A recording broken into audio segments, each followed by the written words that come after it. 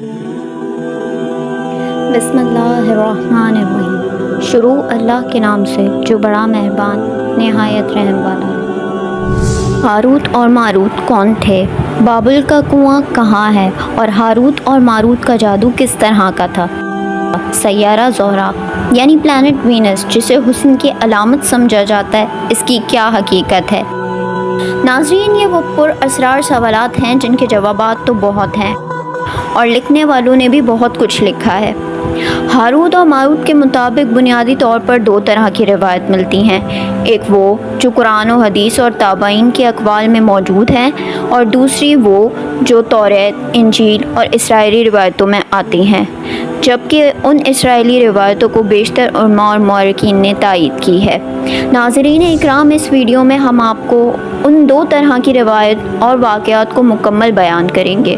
روایتوں کے مطابق حضرت ادریس علیہ السلام کے زمانے میں ایک مرتبہ آسمان اور زمین کے درمیان پردوں کو ہٹا دیا گیا تھا، تو فرشتوں نے زمین پر آباد انسانوں کو دیکھ کر تعجب کیا اور بولے، یا رب العالمین، ہم تو گناہ کے قریب بھی نہیں جاتے، جبکہ بنی آدم گناہ میں اتنے مبتلا ہیں۔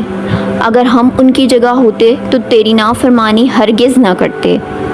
اللہ نے ارشاد فرمایا، انسانوں کو غصہ اور شہوت دی گئی ہے، اگر یہ چیزیں تمہیں دی جائیں تو تم بھی اسی طرح گناہ میں ملوث ہو جاؤ گے، لیکن فرشتوں نے کہا ہم ایسا ہرگز نہ کریں گے۔ لہٰذا اللہ کے حکم سے فرشتوں نے اپنی جماعت میں دو بہترین اور اطاعت گزار فرشتوں کو چن لیا، جن کا نام ہاروت اور ماروت تھا۔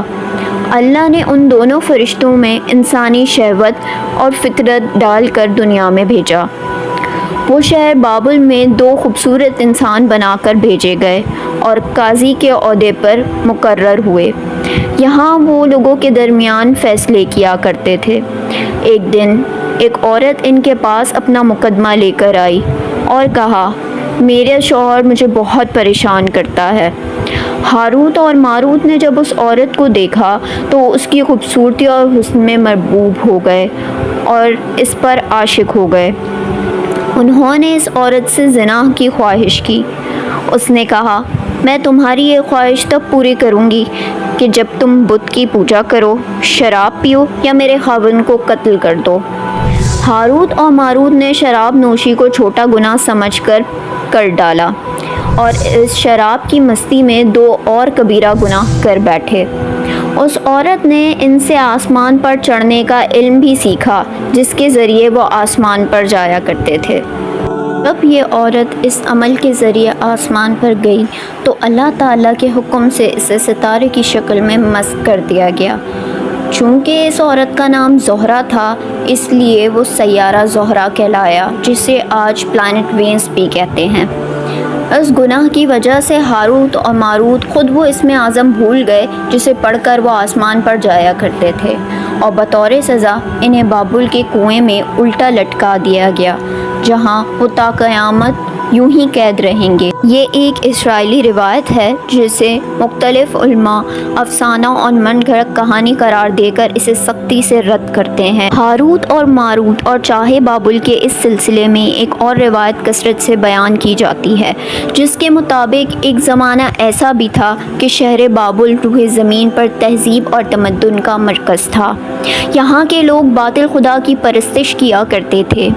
یہ لوگ اپنی قسمت ان سے وابستہ سمجھتے تھے، اس لیے علم نجوم اور علم فلکیات میں بڑے ماہر تھے۔ ان کے بت قدوں میں ستاروں کو پوجا جاتا تھا۔ یہ لوگ جادو، تنتر منتر اور سفلی کو بہت اہمیت دیتے تھے اور اس علم کے ذریعے معاشرے میں خوب فساد برپا کرتے تھے۔ یہ لوگ جادو، تنتر منتر میں بہت آگے بڑھ چکے تھے۔ ان میں بڑے بڑے جادوگر موجود تھے۔ ان کی تاریخی کتابوں میں جگہ جگہ تنتر منتر نظر آتا ہے۔ ان کا جادو دور دور تک مشہور تھا۔ مختصر یہ کہ اس شہر کا باشندہ ہونا ہی جادوگر ہونے کی علامت تھی۔ جب حضرت سلیمان علیہ السلام کی حکومت آئی تو حضرت سلیمان علیہ السلام نے ان لوگوں کو شرک عمل سے روکا اور ان کی سحر اور جادو کی کتابوں کو ایک جگہ جمع کر اپنی کرسی کے نیچے دفن کر دیا۔ تاکہ اس فتنہ انگیز علم کا جڑ سے خاتمہ ہو جائے۔ لیکن پھر جب حضرت سلیمان علیہ السلام کی وفات ہوئی تو شیطان نے ان کتابوں کو انسان کی مدد سے خزانے کا لالچ دے کر ایک بار پھر نکالا اور لوگوں سے کہا کہ سلیمان پیغمبر نہیں تھا بلکہ ان کتابوں کے ذریعے حکومت کرتا تھا، لہٰذا ہوا میں اڑنا، جنات پر قابو، سلیمان علیہ السلام کے غیر معمولی معجزات دراصل جادو اور سفلی کا عمل تھا۔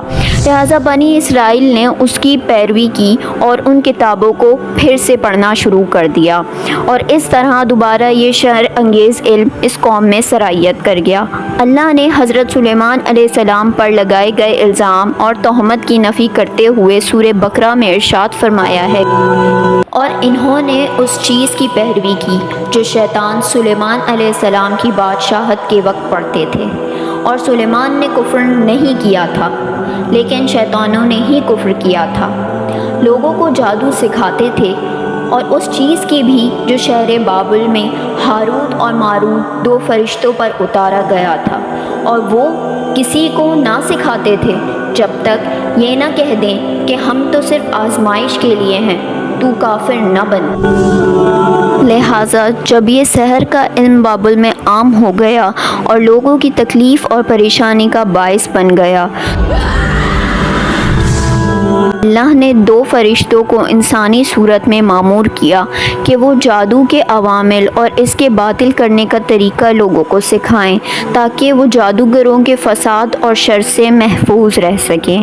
لیکن یہ تعلیمات غلط مقصد کے لیے بھی استعمال کی جا سکتی تھیں، حالانکہ وہ فرشتے لوگوں کو تنبیہ کرتے تھے اور ان کے لیے صراحتاً کہتے تھے کہ یہ تمہارے لیے ایک طرح کی آزمائش ہے، لیکن پھر بھی وہ لوگ ایسے کاموں میں پڑے رہے جو انسان کے لیے ضرر اور نقصان کا باعث تھا۔ بعض عربی داستانوں میں ایسے کنویں کا ذکر بھی ملتا ہے جہاں کئی لوگ پہنچے اور ہاروت اور ماروت سے ملاقات کر کر جادو کا علم سیکھا، جبکہ بعض مورخین کا کہنا ہے کہ عراق کے شہر حلہ کے قریب ایک کھنڈر میں موجود ایک کنواں ہے جہاں سے بابل کی سرحد شروع ہوتی تھی۔ یہ اسی کنویں کو جائے بابل قرار دیتے ہیں۔ بہرحال اس واقعے سے ہمیں یہ سبق ملتا ہے کہ سفلی اور جادو ایک شرکی عمل ہے جو اللہ کے نزدیک سخت ناپسند ہے، خواہ وہ کسی بیماری کے علاج کے لیے استعمال کیا جائے یا کسی مقصد کے حصول کے لیے۔ اور کیوں کر شرک کا راستہ اختیار کیا جائے کہ جب اللہ تعالیٰ نے قرآن کریم جیسی کتاب ہمیں عطا کی جس میں ہر بیماری کا علاج اور ہر مسئلے کا حل موجود ہے، اور نماز اور اللہ کے صفاتی نام جن کا ورد کر کر ہم اپنی زندگی کو آسان اور محفوظ بنا سکتے ہیں۔